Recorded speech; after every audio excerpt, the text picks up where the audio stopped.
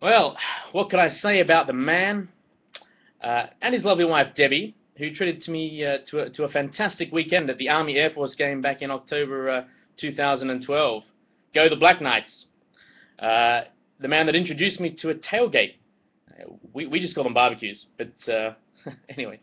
And also the man who saved my life in Iraq. Well, why don't we start with that anecdote? Well, as good as the food at the British dining facility in Basra is, there's only so much beans on toast and curry that one can eat.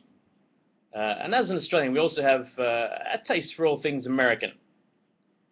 Well, Kenny, as the big fella of Camp Blackadder, now I'm sure that's not the technical term, I'm sure he was the commander or something like that, but he's always the big fella to me. He'd often invite a number of us from the PRT up to Camp Blackadder for steaks and other rarities. Well, it was on one of these dinner invitations that I must have let the occasion get to me, I guess. Or maybe it was just too much chicken curry, followed by beef curry, followed by another chicken curry at the British DFAC. But back to the story. I was sat in the Camp Blackadder DFAC next to Kenny and another colleague who I think probably will be there with you all tonight, though he was only a colonel back in those days. I know him as Tim, but the rest of you, I think, should best remain calling him General. In either case, I hoofed down the steak to the point where it was lodged somewhere down the back of my throat.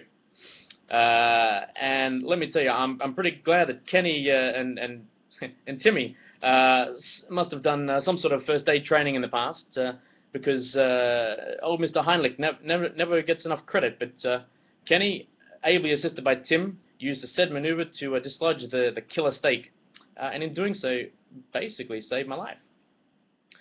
As a little aside, it was a pity that after the steak came up, also came up half a glass of the non-alcoholic beer that Kenny was serving.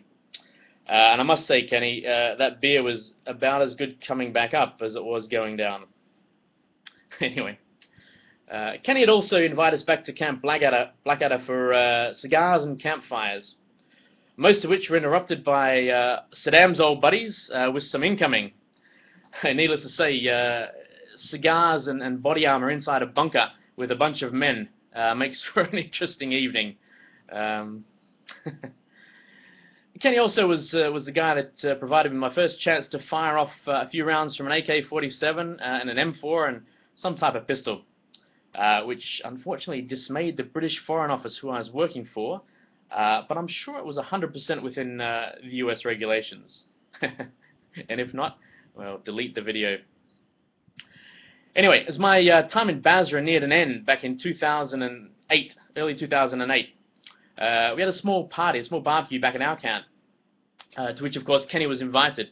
Now, I always felt kind of bad, as Kenny was never able to indulge with us in the great British and Australian tradition of drinking massive cans of beer, and not the Fosters, for those of you that are thinking that. This feeling, however, did not last too long, as on one of Kenny's first visits to our barbecues, he pointed out that our living quarters, which were covered by some sort of fancy concrete designed to withstand a rocket attack, would more than likely cause such an amount of force inside the living pod that we'd probably all die from the force of the impact rather than the shrapnel.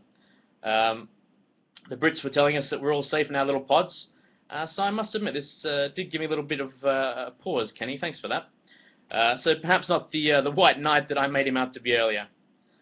Anyway, despite the despite the thoughts of imploding that Kenny gave me, he did save my life.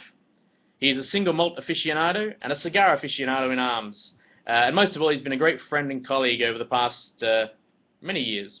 So Kenny, I wish you the best in retirement, and I look forward to the next tailgate with you and your wonderful family, and perhaps even a trip to the Walmart. Take it easy, mate. Cheers.